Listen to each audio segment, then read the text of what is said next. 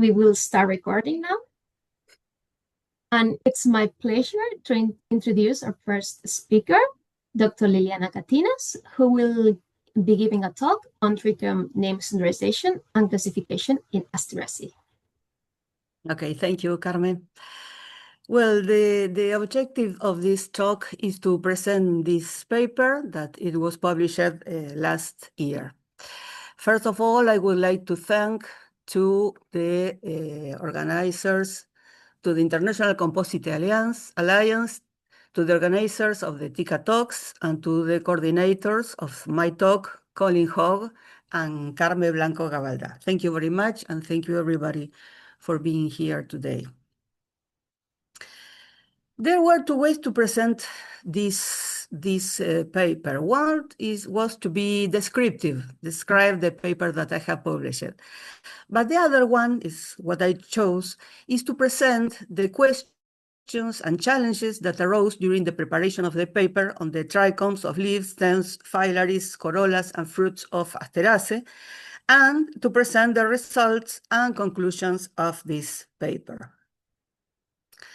The organization of the presentation will be to present very briefly, I will not extend very much because it would take a lot of time, some concepts on the trichomes of Asteraceae, why was it necessary to do this work, how this work was done, and briefly the results and the conclusions.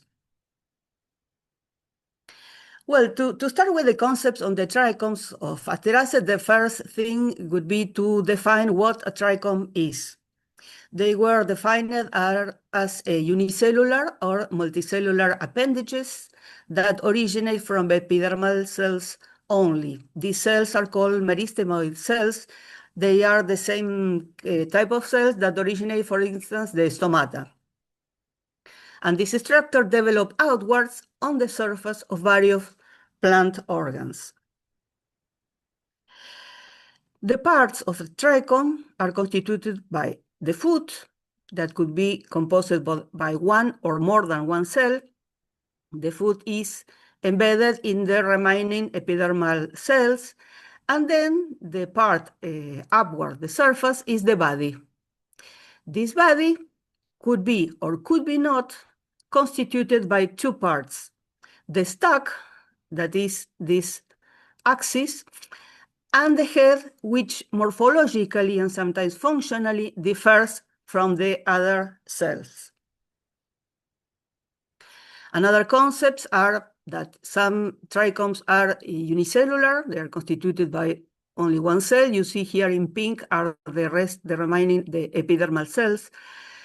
These are multicellular. This is the most common type of trichome. They are constituted by more than one cell. In this case, the cells could be disposed in one series, in two series, or in more than two series. That's multiseriate. Sometimes this seriation can change along the hair. We will see then a photograph showing this. The first question is, why was it necessary to do this work, to this standardization and classification of the trichomes of the family? The first thing is that a few global works on trichomes of Asteraceae exist in the literature. One of these papers was that of the Indian botanist Ramaya, published in 1962, that dealt with the vegetative and glandular trichomes of the family. Then more recently, Martinez Quesada and colleagues presented in 2022 a paper on the leaf secretory structures in the family, and one of these secretory structures were the leaf glandular trichomes. And they performed a brief classification of these glandular trichomes. Another papers dealt with the fruit trichomes. The iconic and more traditional work was that of the German botanist Hess in 1938. It was a very extensive paper, very, very profound, very detailed. And then more recently, in 2012, and more or less at that time, there were these regarding the basal tribes, the trichomes in the basal tribes and the fruits of Mukergia and Nordenstam. And there were two papers by Boyko, one dealing with the glandular, another with the non-glandular trichomes in Russian. The other thing is what I felt is that there were multiple criteria of partial classifications. Every time that you have to make a work and you have to name some kind of trichome, you find in the literature that each author working with a tribe, with a subtribe, or with a particular genus, or even with a specific species, classified for that specific work and name the trichomes in that paper. So there were a lot of partial classification on trichomes. And each author have a different criteria to name the trichomes. For instance, the number of cells, if whether unicellular or multicellular, or the number of series, or they use the alphabet like T-shaped trichomes or L-shaped trichomes, using taxonomic rank, just Malpighiaceus hers, descriptive names, very long descriptive names like this, that, for instance, Ramaya used this type of names, the shape, the secretion capacity of the trichome, glandular, non-glandular trichomes, myxogenic, and well, the internal structure, the type of pubescence, alphabetical or numerical names, type A, trichome, type 1 or 2, or a combination of numbers and letters, and a function. So after checking the literature, I found that the same trichome, one type of trichome, have several names, several synonyms. And different trichomes have the same name.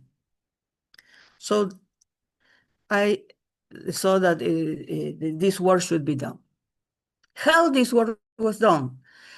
Well, the first thing and the longest part of the paper was the recopilation of the information to check all the available literature about this.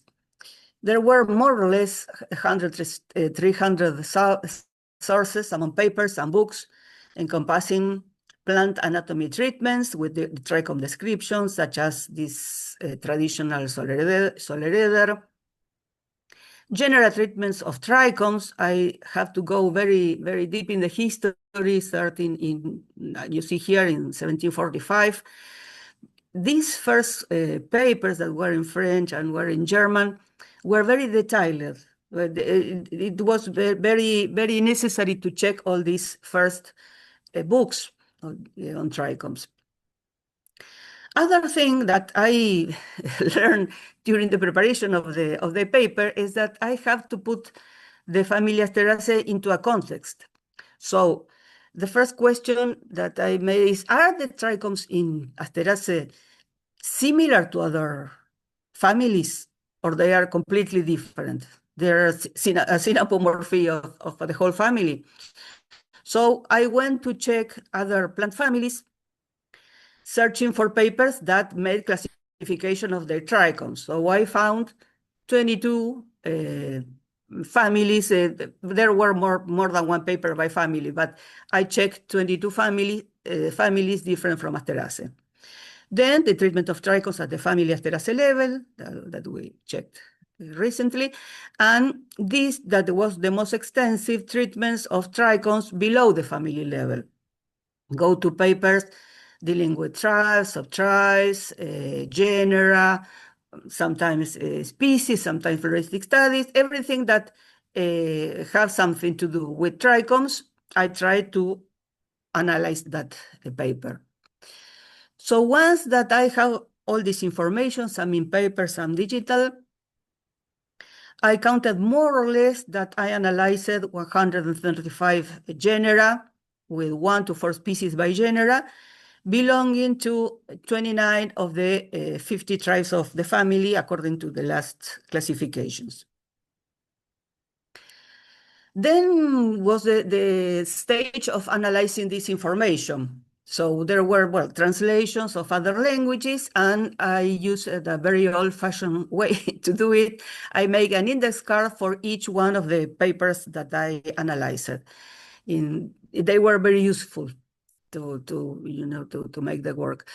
With the taxon, that it was a tribe or sub-tribe, or the name of a genus or species, the literature, the data of the literature, and a little drawing with the name that the author put to this particular trichome, and the species on what it was basically the name and the drawing. Then was the stage of the corroboration. Some trichomes, most of us are familiar with the glandular hairs, no need to be checked. But for me, some trichomes were very unusual, so I have to went to the herbarium. I worked mostly with herbarium material, with the La Plata herbarium, to make a histological preparation and check that trichome. For that reason, these species were very, very useful to me. And when I'm filling some gaps, some tribes that I have not found any literature, or I have some data about some weird trichomes, so I went and make an histological preparation of that. After having all this, I noticed that I have to establish some criteria of classification. I showed the differences in the criteria of different authors, so I have to establish some principles or criteria of how I will name and how I will classify all these trichomes. These are more or less the 11 principles. I will not go to all of them. I mark only some in blue just to give an idea. For instance, one of the principles, context. I try to use the same term for naming a trichome if it was present in other families. Flexibility, sometimes the distinction between some types of trichomes are not so sharp. That happened, for instance, with the glandular and non-glandular hair, that at some points there is some intergradation, but still it would be preferable to keep them as separate entities because they are almost unique. This classification is almost universal in all the plant families. Accuracy, avoid the numbers and letters. You will see in the synonyms that the same number or the same letter refer to different trichomes. And precision in the name, avoid redundancy and ambiguity in the terminology. For instance, the use of long trichomes or short trichomes does not say anything, but they could be included in the description of the trichome and traduced in the number of cells on the length of the whole trichome. So after doing all this, the results were composed of two parts. The first one is that I noticed that I have to define some terms that very often were controversial or contradictory or ambiguous. The first question was, what was the difference because a trichome and a hair? Because between these two terms. Or what I told you recently, the difference between a glandular or non-glandular trichome. And after that, I will show you now some example, and then establish the classification with a description of each one of the trichomes, illustrations, photograph, and a key to the trichomes. In the first case, what's the difference because a trichome and a hair? I saw that most authors did not difference these two terms and using distinctly in the same book or in the same paper. But there were some authors like Foster and Iso that made a clear distinction between what is a trichome and what is a hair. They include the hairs as a type of trichome. And the trichome is a more ample term that includes not only the hairs, but also another structures like scale, warts, bladder, and thorns all structure that has, according to the definition, the initial definition, that have an epidermal origin. So, well, then I performed the classification, trying to be the most simple and to cover the variation in a single type. This is more or less the classification with 17 types and 25 subtypes. You see here the first division is the glandular versus non-glandular trichomes. And then the twin trichomes, I'm sure that most of you are familiar with the trichomes of the fruits in the Asteraceae family. Then we will see now an example of each one of these. And these could be glandular or non-glandular. When I say glandular, I say that they, we will see now a photograph, they have some kind of secretion content, like mucilage, for instance, where the non-glandular trichome has not any content inside the trichome. The twin trichomes can have or can have not mucilage in the inside. And despite that they are in another organ. These are mostly vegetative, although the glandular can be also in the fruit, but these, in general, could be exception, are exclusive of the fruit of the family. And the papillae.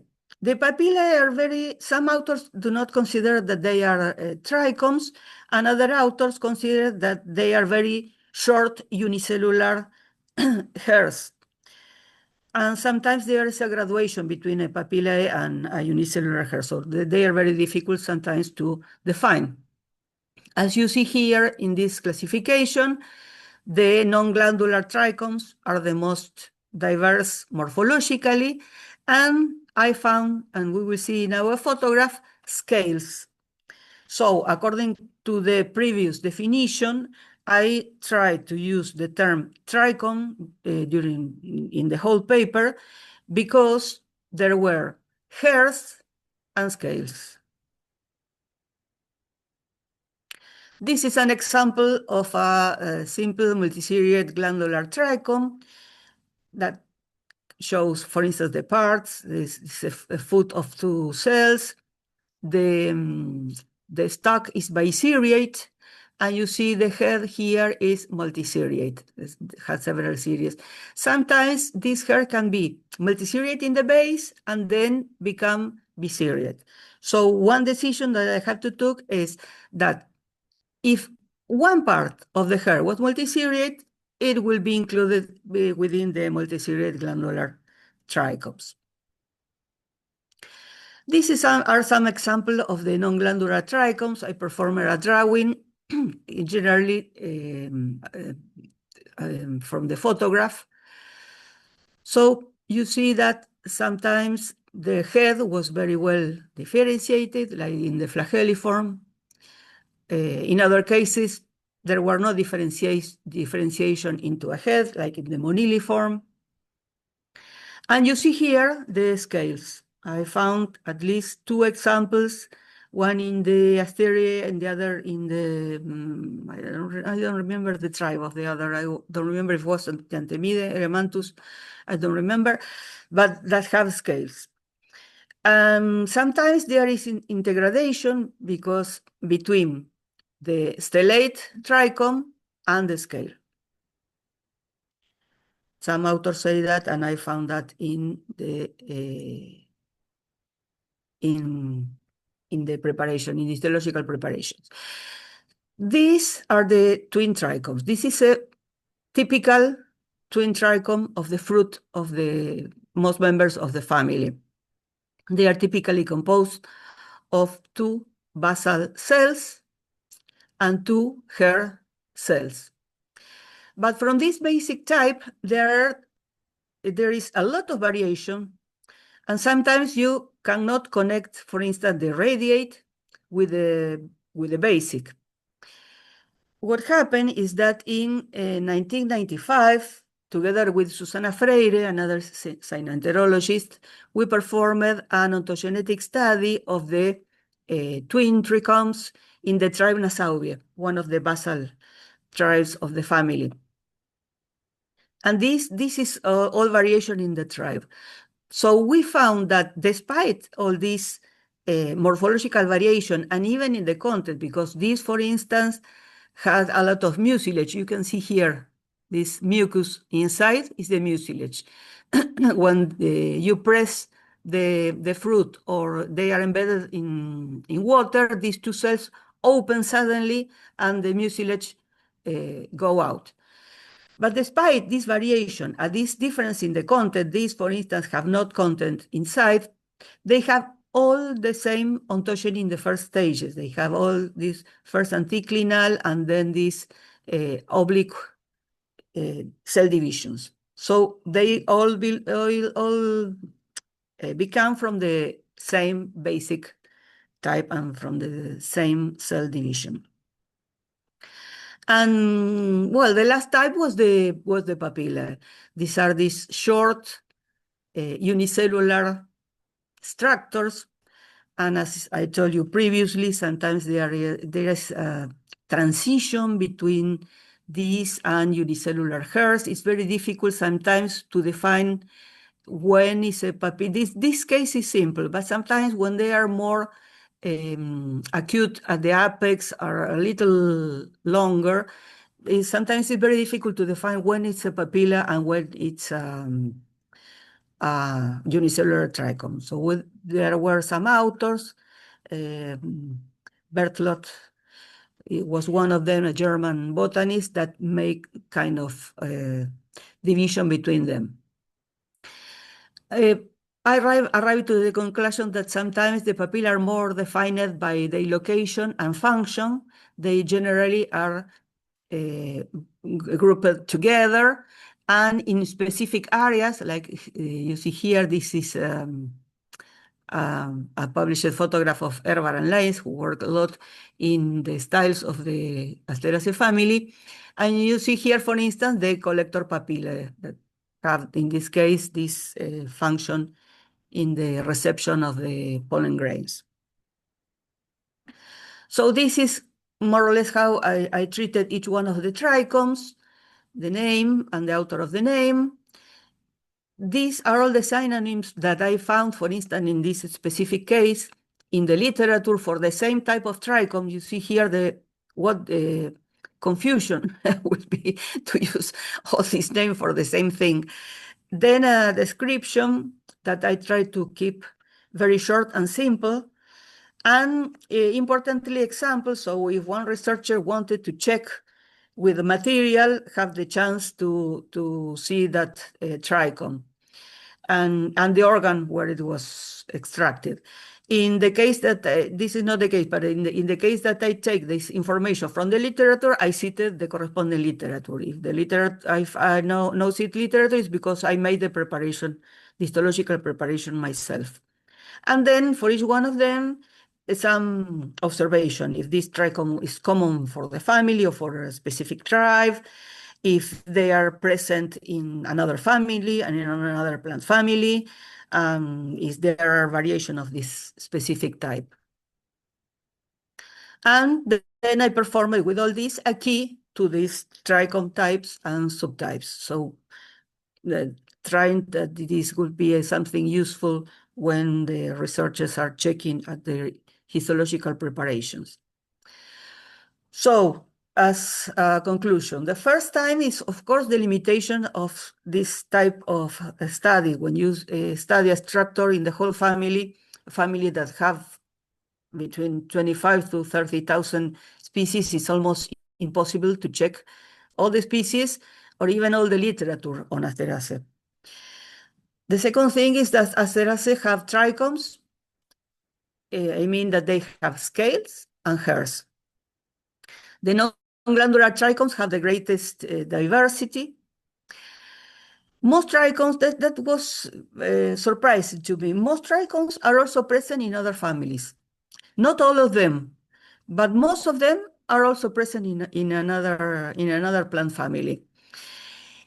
In other cases, they look like similar, but when you check microscopically or check the illustration made by the authors, you see that, I don't know, for instance, the stellate trichome in Asteraceae, the head is unicellular, but in other families, they have exactly the same morphology, but the head is pluricellular, for instance.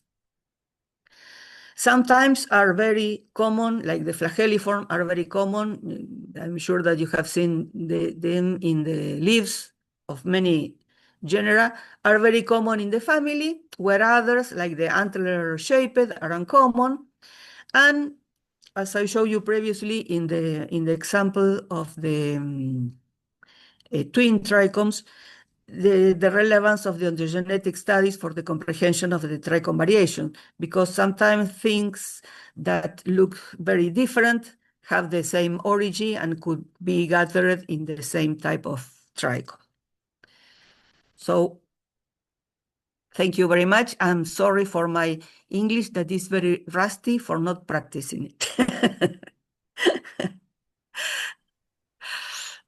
Thanks for this great talk, Liliana. It's very interesting. Thank you. Let's see if anyone would like to ask a question or share any comment. Okay, I see Nicola.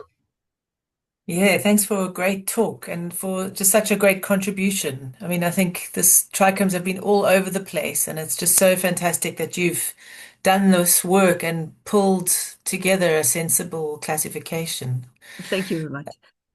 So, it's just like a curiosity question because I see in your paper there was one group where you mentioned that the pappus is like a series of trichomes or constructed of trichomes. I can't remember which group it was.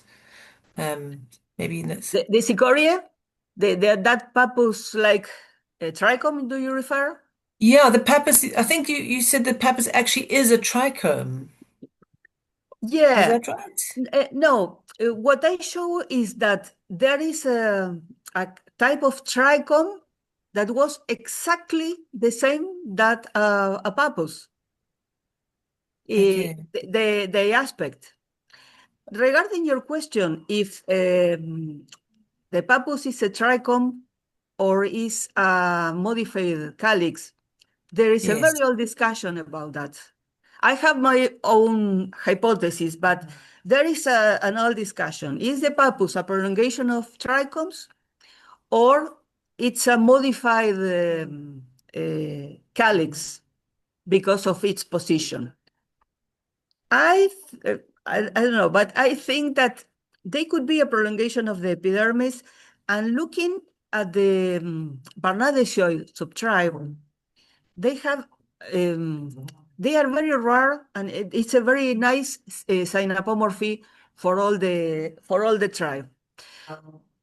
The pappus is constituted by the same type of trichomes, which are called Barnardesii trichomes, than that you can find in the leaves and in the flowers and in the phyllaries. It's the only tribe that I could check that kind of thing, that the pappus is constituted by Barnardesii trichomes. It's a very unusual thing. Hmm. Hmm.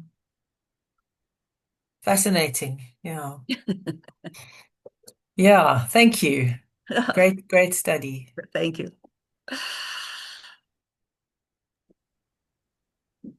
It's indeed fascinating. Is there any other question?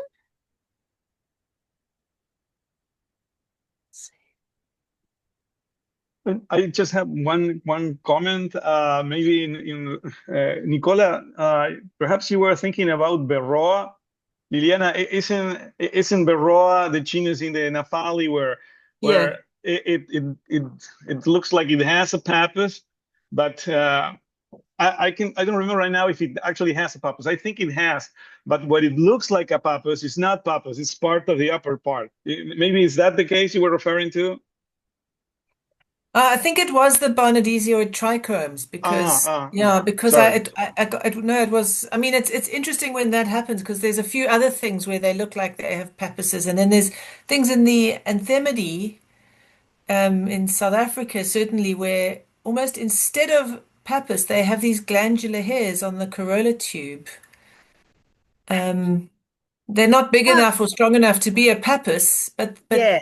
they're arranged like a pappus. I am working right now in the genus Adenostema, which is an eupathoria, and it's very unusual in that it has a glandular pappus. So you have a stem and a head, an elliptic head, and the head is composed by the clustering of many biseriate glandular trichomes. When you see in the distance, it looks like only one thing. But when you check them closely or on the microscope, you will see that there are a lot of glandular biseriate trichomes that are clustered in that structure. And this is very important for the plant. This is pantropical. And you can find these populations of some of these species in very remote islands, thousands and thousands of kilometers from the continent. And they are very sticky. We even analyze the chemical composition of these that have mucilages and even have gums that make these glands very sticky. And with Florencia, which was the author, she made the thesis with this genus. When she went to the field and passed through these plants, she became covered with all the fruits of the Adenostema species, of the Adenostema brasilianum in this case. So it was important for the dispersion. Our question was how these plants could reach these remote islands. And one of the answers is because the sticky pappus that it has only also glandular fruits, glandular trichomes in the fruit. They're all mucilaginous. And we think that the birds that fly hundreds of kilometers could be the responsible of the presence of these plants in the islands. Of course, we cannot discard the men, the mankind transporting these fruits. But something that we should do, we are connected with ornithologists to check the routes of the birds that connect those points. But yes, if you check the pappus of Adenostema, it's made of all of glandular trichomes. Mm. Very Yeah. interesting. Very interesting. This. Yeah, and as you say, it sort of argues against it being a modified calyx, because if it's an epidermal outgrowth, then where is the calyx? Where's the calyx? Yeah, in the location of the pappus is that is the location. But this is an all discussion. Yes, it is. Okay, well, we are running out of time. Maybe we can address a question that we have in the chat very shortly. The question is, do you have an advice how to deal with old protologus about the trichome descriptions? I'm sorry, I didn't understand. So what's your advice on how to deal with trichome descriptions in old protologs? With old protologs? Yes, old protologs, yeah. There was I do not understand if my ear is not very good. I found different kind of things in the literature, from literature in another languages that I have to try to translate. Some of them that were very descriptive, others were not, others that have beautiful schemes, drawings of the trichomes, others do not, and you have to interpret those. Many papers, the most modern papers, have, for instance, scanning electron microscope photograph, and these are terrible for me. To present this photograph Eh? Needed I restart. think that was the Yeah. key. Well, also You the- should, no, so it's stop talking. They often collapse, and you can see very well the structure. So I have to filter the literature. I have to leave a lot of things that were not very informative or very confusing, and stay with the things that were very clear. Okay, I think the question was more like how can we use your paper when we deal with old literature? If I Well, understood it correctly. that's the reason why I made the synonymic list for each one of the trichomes. Because when you have not to do the histological preparation each time, but you can go to the literature and maybe see a name. And that's why I try to put all these synonymic lists. And the other thing is to compare drawings in my paper and in the other paper, or to compare the descriptions and see if they fit, because I can miss some paper with some name or something. But I think that the synonymic list can help in this. Indeed, I think it's going to be very helpful. Thank you. Many thanks. And now I'm happy to introduce our next speaker, Dr. Mauricio Bonifacino, with a talk focused on the Flora Uruguaya online as a resource to study compositing. Okay, well, good afternoon. Thank you, everybody, for your presence. And I will gladly share my screen now to comment about this project we have been working on for the last couple of years, and we just launched it last December. So let me share my screen now.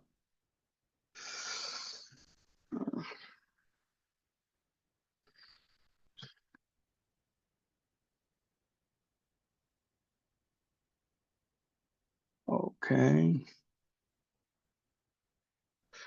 Can you see my screen now? Yes, we do. Okay.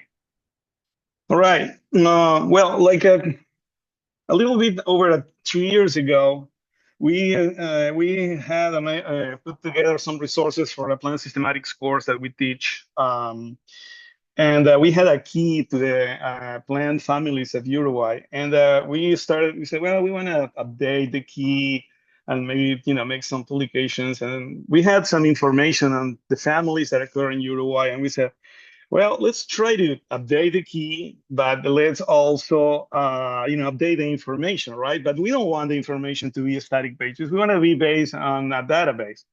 And we were, thinking about this. But if you put information in a family, wouldn't you know to have information on a genus or a tribe or a species? And what started as, producing a key and, supplementary information for a plant course ended up being a full swing, website to portray the flora of the country.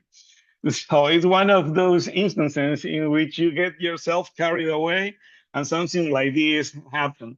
And a lot of people have contributed to this, both in the development stages, the programming, and also in entering the information.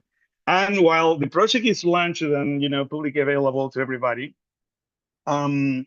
it's still a work in progress, and we are completing and continuing adding information literally every day, and we still have much work to do and a lot of road to walk, but we are very excited about it because it has put all that we have discovered so far for everybody to also have access to that information.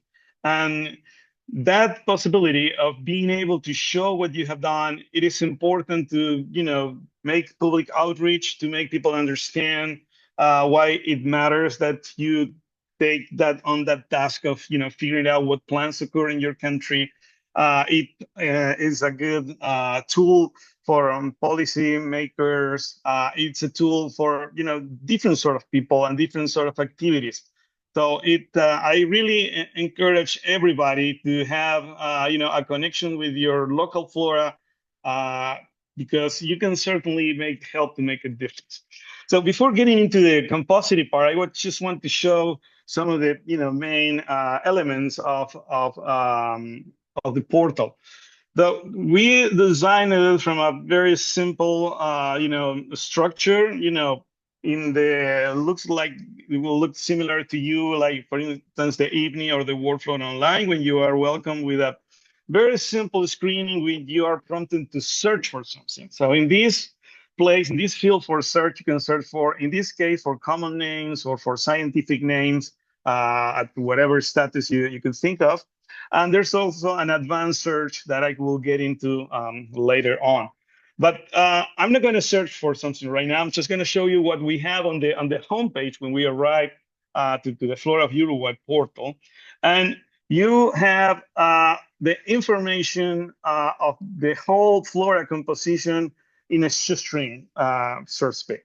So you get some infographics that tell you how the flora is composed at the family level. So you can see the whole bar represent the total number of species. So you see here that 10 families represent a little bit over half of the diversity in the country, which currently is a little bit above 3,100 species. And you can see there the composite there as the #1 family in the country. So a reason to be excited in Uruguay, having the composite as the most diverse plant family of Uruguay. But you could also see the diversity at the level of genera. So you click here and you see the 10 most diverse genera. And you can see there one composite genus is the #1 genus in the flora with 51 species, Baccharis. You could also get access to these diversity graphs in a more interactive way. So we have these sort of pie graphics where you could enter, for instance, in Asteraceae. And once you enter in Asteraceae, you see all the families, you see the composite and the different tribes. If I enter in the composite, I get the different tribes. If I enter in Asteraceae, for instance, I have the genera. And if I select a genus, I have all the species in the genus. So it's a very practical way to navigate through the taxonomy. And you have a breadcrumb here that lets you move through the different areas, and you have an indication of the number of accepted species at each particular group. That same graphic at the taxonomic level, you could also see it for the origin of the species. So here we could see in this graphic that we have natives and exotics, and inside natives we have non-endemics and national endemic, regional endemic. We have habit, main habit, and primary and secondary habitat. We have habits. We have plant formations. So we have classification of the different vegetation types that we recognize for the country. So you could enter here, and you can see, for instance, forests, grasslands. You enter in grasslands, and you will see the different sort of grasslands that you have there. And then you could start, definitely exploring the diversity in each of those groups. For instance, I am here in Seri grasslands, and I know that we have almost 900 species.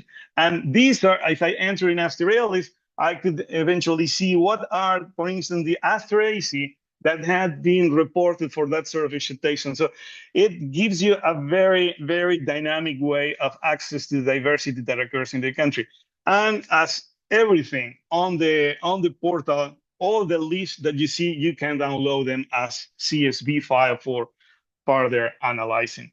And at the very bottom of the homepage, you have a map of the country, which we have divided into a grid in which each cell is 20 by 20 kilometers. And that grid is populated, in this case, that we are considering the flora, with either herbarium specimens or from iNaturalist observations. So if you click in any of these squares, you will get the information of how many records occur in that particular area of the country. We have over 300 records. We have 14 orders represented, 21 families, and 119 species. We have an idea how many in non-endemic, how regional endemics, how many with an status of conservation, a lot of information, certainly. And as you might guess, you can download that list. So at this moment, because we have only entered 15,000 herbarium specimens out of a quarter of a million that occur in the herbaria present in the country, we are still a bit behind in really sizing on the power of this tool. But, we are continuing with the digitization process. And once that is completed, we will have, a very powerful tool at our fingertips. But luckily for us, the citizen science comes to the rescue at this initial stage of the project, because since the very beginning, we wanted to, incorporate the citizen science in the way of, trying to harvest in a way all the observations made through the iNaturalist platform. So in the Flora of Uruguay, you can also look at the diversity patterns or the distribution of any given plant that occur in the country based on iNaturalist observations. And you can see there that currently we have almost 40,000 iNaturalist observations that point that a plant occurred in that given area. So this is a really remarkable tool because it not only allows us to get more information, but also it's an invitation for everybody to also become part of this scientific project, which is the building of a flora. So we are very much looking forward to whatever will come out of this interaction with the citizen science, because so far it has brought us many good results in the term of new taxa reports for the country, new distributions, or rediscoveries of taxa that haven't been, seen in the field for several decades. So it's really very useful and powerful. So let me show you other parts of the portal. If you go to the browse, is where, as the name implies, you browse it. Oh, by the way, the site is bilingual. So I'm showing you guys the English version of the site, but it's in Spanish. And I'm guessing that it will detect from where you're connecting to see what language is displayed. But here in the browse, we have a sort of tree here that we could start to, swim in. For instance, if I go to angiosperms, I will get all the orders. And you could see that we have some numbers next to each taxonomic name. Those are the number of species in each particular group. So I know that in the Asteraceae, we have 439 species. If I enter in Asteraceae, I could see Calyceraceae, Campanulaceae, Compositae, Armeniantaceae as the main family, and so on and so forth. And on the right, you have a list of the whole, the total of scientific names that have been used for a species in the country. And as you can see here, you can download that. But in this area of the browse, we also included a filter. So instead of showing all names, if I check off that, I will only be calling for the list of the names of accepted species. So the list is dynamic, so it's being populated right now. So this is the list of vascular plant species present in the country. But I could also make some filters here and say, okay, I just want the native plant. So I click there, and the list is updated. And so are these figures here. So I want to say, okay, give me only the national endemics, for instance. So I go here and look how the tree has been pruned, so to speak. And now I only have the orders or the groups which only have national endemic species. And here we have the list of all the species that are endemic of the country. And we have here a map that shows the occurrences of those species. Something that we wanted to have in the Flora of Uruguay portal is a complete traceability of the information. If we say that a given taxon is present in the country, is because we have a herbarium specimen that says so. So if we say we believe that this species is here and we have it listed there, it's because we have a herbarium specimen that we can link to, and you can go and check the herbarium specimen for yourself and see whether what we say is true or not. So this is total traceability. And in the case of the iNaturalist observations, we are lucky to have among our group of collaborators one of the main observers in iNaturalist, a colleague of mine, Ari Milos, who is constantly, patrolling the cyberspace of iNaturalist for observations in Uruguay and making certain that the identifications are right if the information present in the photo is good enough for a positive ID.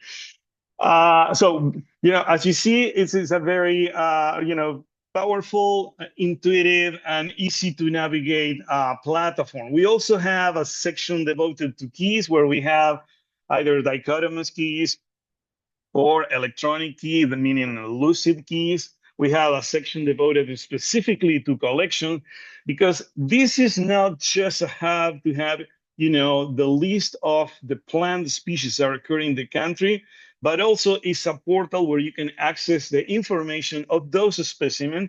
And as we are in the process of digitizing all those collections, eventually you will get access to all those collections. Currently, our idea is to digitize all the herbaria in Uruguay, but we are also making plans to digitally import all the collections that occur in other herbaria, a sort of digital repatriation of a specimen, so that we believe that that will increase very interestingly the number of collections. Of course, there's going to be a lot of duplicates, but there are going to be also a lot of specimens that are not present in local herbaria. So let me show you how is the treatment of a family, for instance, in the Flora. And I'm going to go to composite for obvious reasons. So you will get an idea what the treatment of a given family is.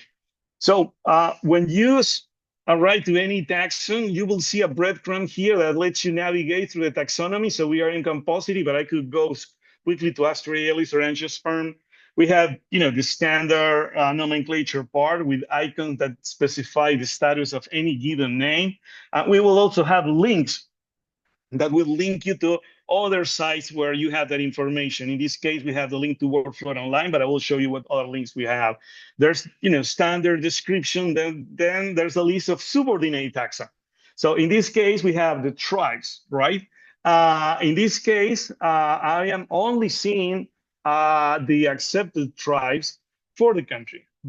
And I here have a sort of summary of the diversity. I know that I have 22 tribes, 142 genera, 426 species, so forth and so on. But I could also apply filters here. So look what happened when I click native, right?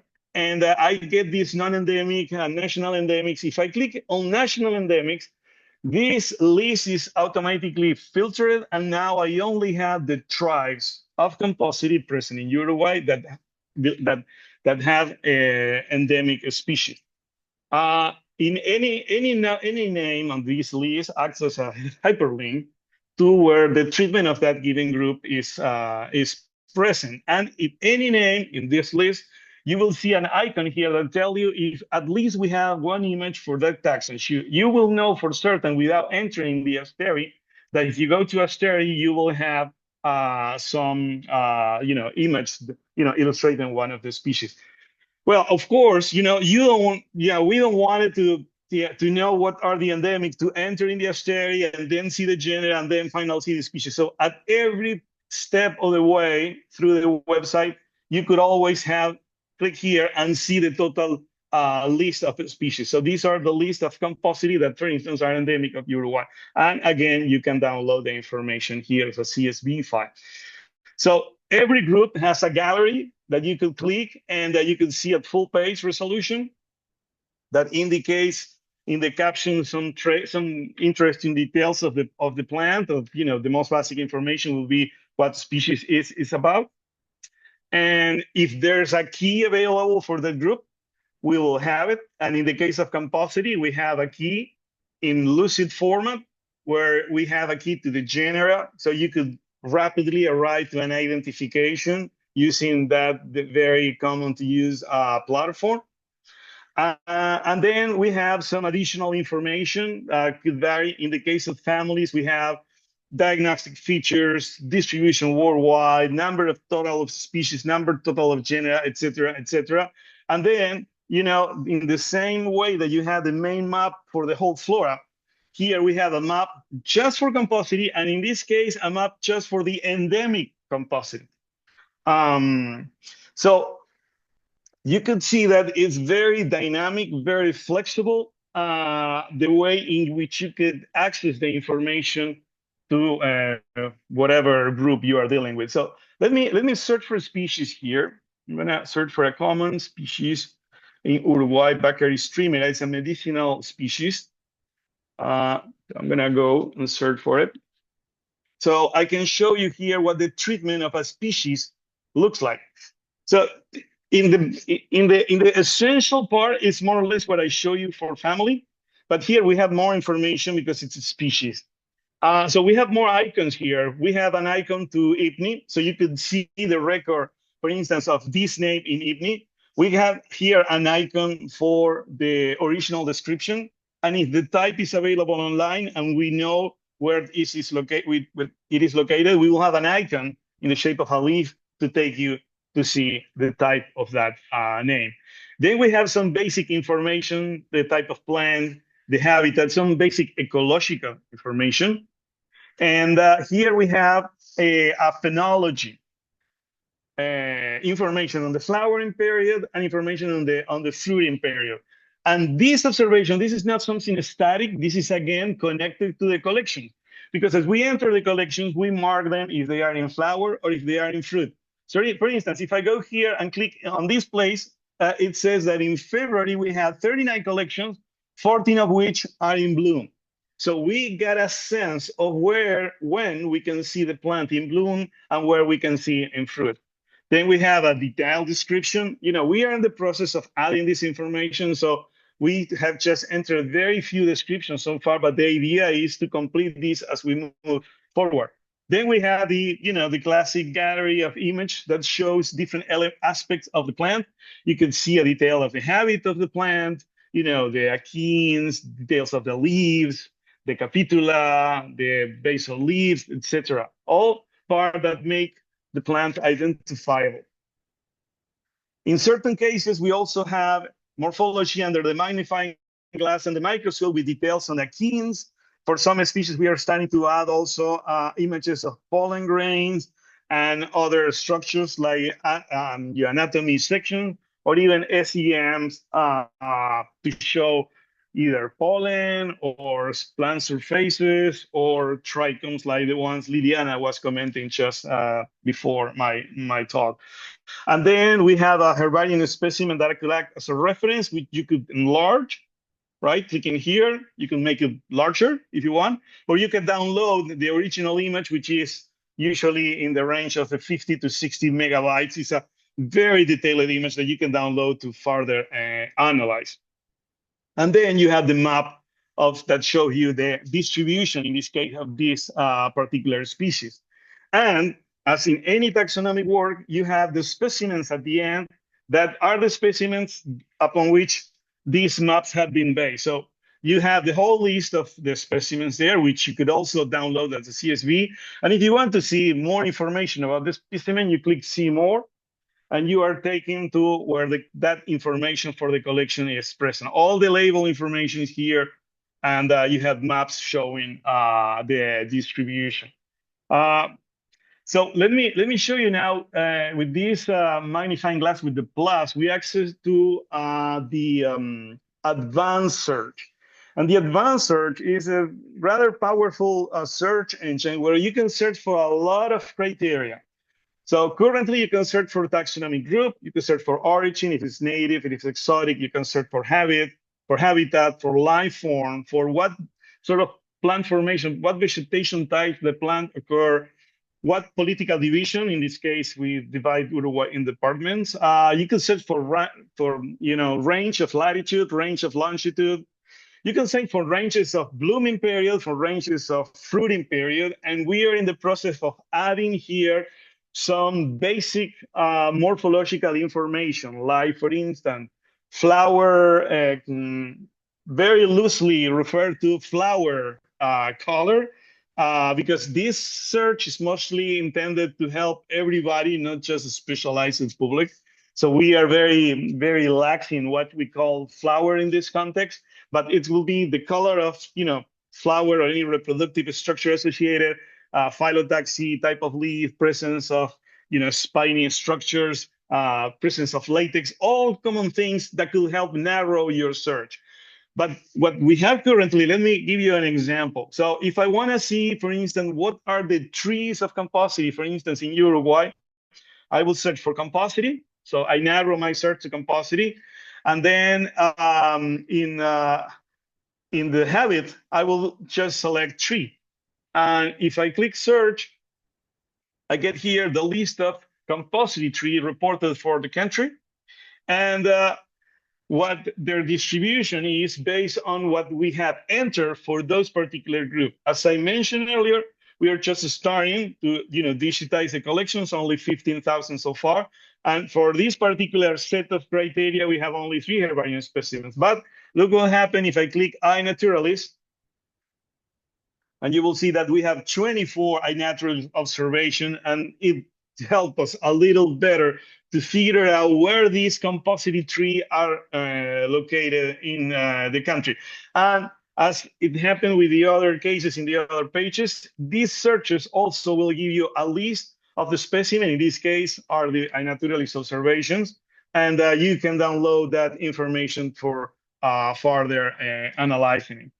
So I guess that's pretty much what I have to say on the flora of Uruguay. We're very excited about this because it's a platform that let us to collaborate very easily. The back end is very easy to navigate, very intuitive, very easy to put information and make it available online immediately almost. It's designed for it to be have strong graphic content, be intuitive of navigate. Those searches that I mentioned to you right now, they give you just a list of taxa, but we are in the process of implementing and hope that we can get this done in the next couple of months maybe. You could search for those criteria, but also add, for instance, color of flower or something like that, and ask that the system, besides giving you a list of names, give you a gallery of images. So you are searching for a shrub that has white flowers, and you click that, and you will get not only the list of shrubs that have white flowers, but you will get a gallery of images that shows those shrubs with white flowers. So you will be facing your plant and that gallery, and you will be able to decide what you got.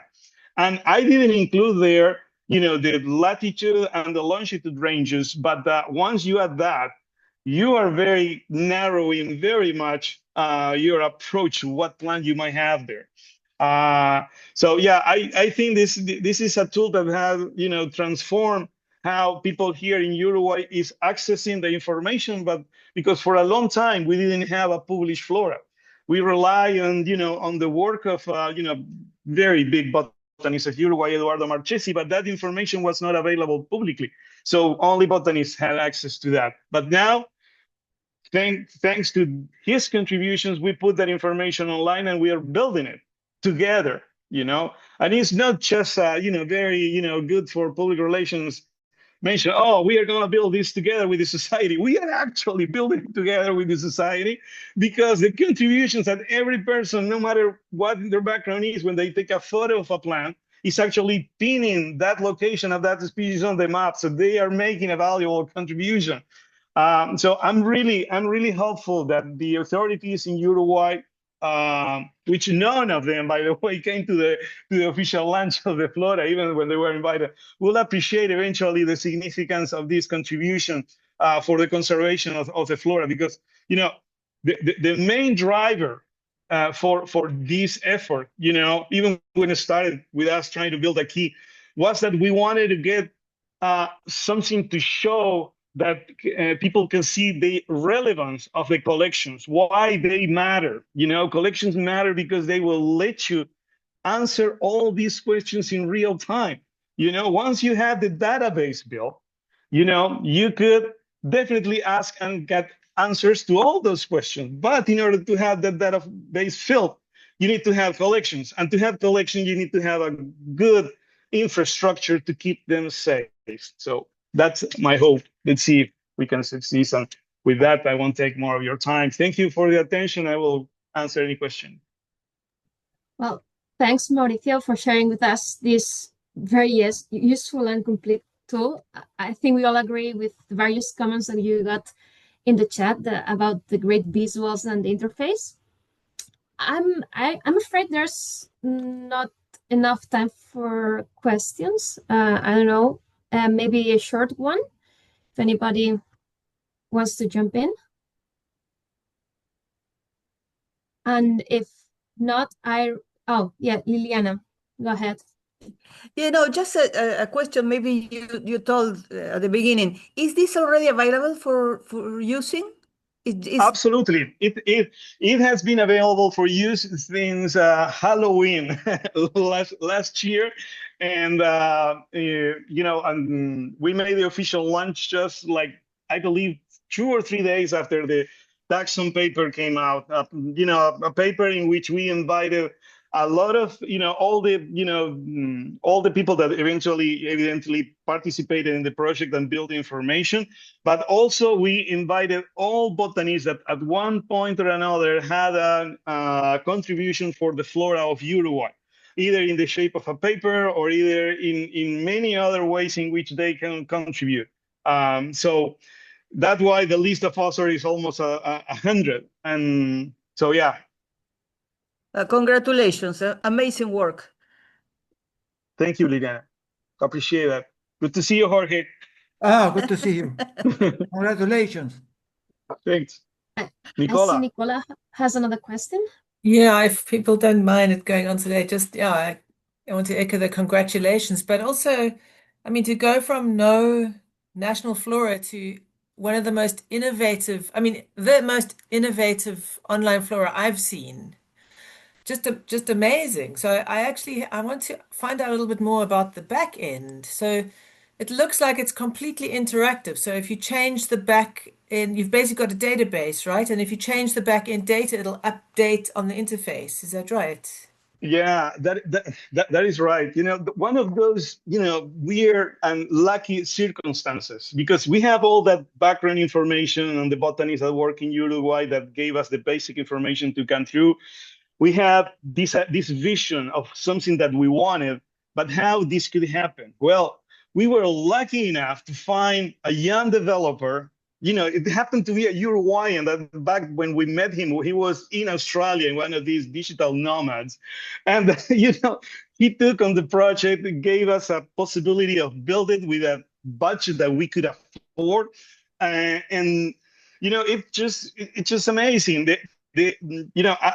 I approached him, say, well, I would like a WordPress, thing that you could give me so I can manage. And he said, well, WordPress, you will be very limited. I think that it will be best if we make something, specifically for that, because that will give us more freedom. And lo and behold, that was the case.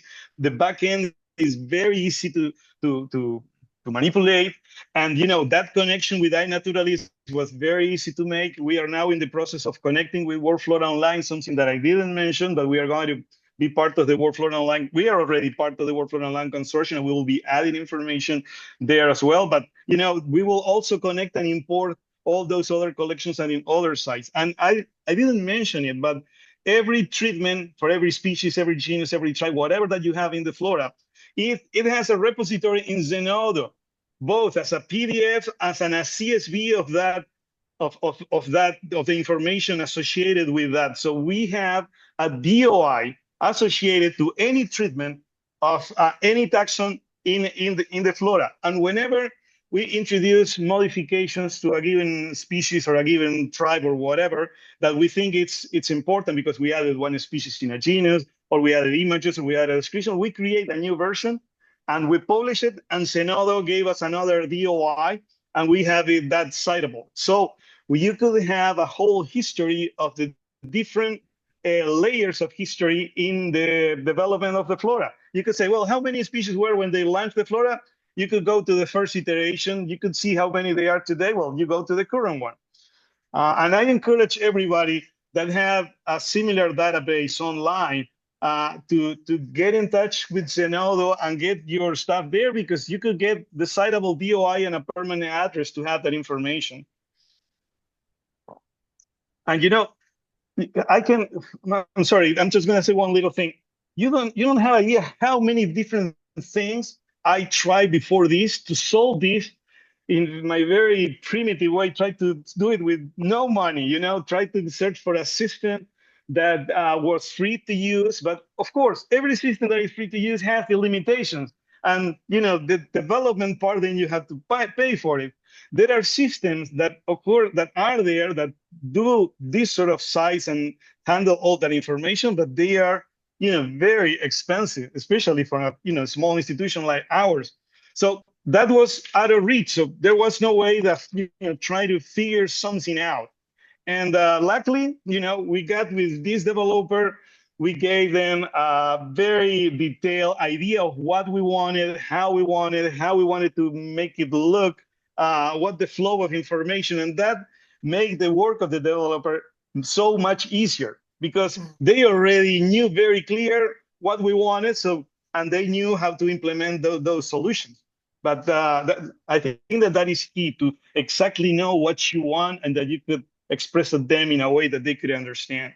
They had to learn something of the taxonomy, because the sort of calculations and connections to figure out if a name is a homotypic or a heterotypic synonym and where it goes. And whenever you change something, imagine a genus, a species is transferred to another genus. The transfer of that is very easy, because there's a complicated and intricate way of relationships of what to do here and there to make that happen. That's incredible. Yeah. How long did it take the developer to generate the system? Well, it was over the basic system in which we started. He did it maybe in 6 months or even less than that. No. But what happened is that after we had that, we said, well, what if we do this? And hey, what about this other thing? Let's make this. And the original project was 20% of what we ended expanding because of all these additions that we eventually resulted in what you're seeing now. Jeez, well, I think you've created a model for the rest of the world to follow, actually. I'm blown away. Thank you. Yeah. Thank you, Nicola. That's very kind of you. Yeah, I was about to say that I think this will become the reference online Flora. It's very, very cool. And if there isn't any other question, I think we will wrap up today's session. Thanks to all our speakers and to everyone for attending. And we hope to see you again on March 9th for our next webinar. And that's all. Thank you. Thank you all.